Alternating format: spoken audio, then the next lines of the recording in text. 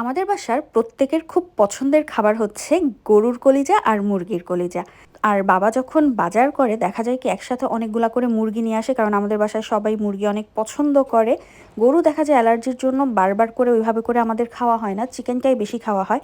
তো একসাথে কয়েকটা করে মুরগি নিয়ে আসে, অনেকগুলা কলিজা জমে যায় এবং আনার সাথে সাথেই আম্মু টাটকা টাটকা করে কলিজাটাকে ভুনা করে ফেলে, আলু দিয়ে ভুনা করে, খেতে কি যে মজা হয়।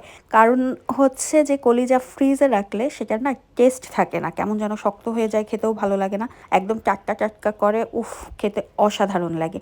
আর আমি আগে গিলা খেতাম না, আমার গিলা একদমই ভালো লাগতো না, কিন্তু রিসেন্ট আমার গিলা খেতে কি যে মজা লাগে।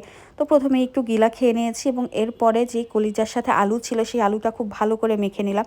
এবং অ্যাজ ইউজুয়াল আমার সব সময় মানে তরকারির মধ্যে একটা যদি এলাচ থাকে সেই এলাচটাও আমার পাতে পড়বে, সেটাই হয়েছিল। তো সেটা বেছে নিয়ে তারপরে আবার এর সাথে একটুখানি সালাদ নিয়ে নিয়েছিলাম, দিয়ে আর একটু কলিজা দিয়ে একসাথে মেখে আলহামদুলিল্লাহ এত মজা করে খেয়েছিলাম, খুবই তৃপ্তি পেয়েছি।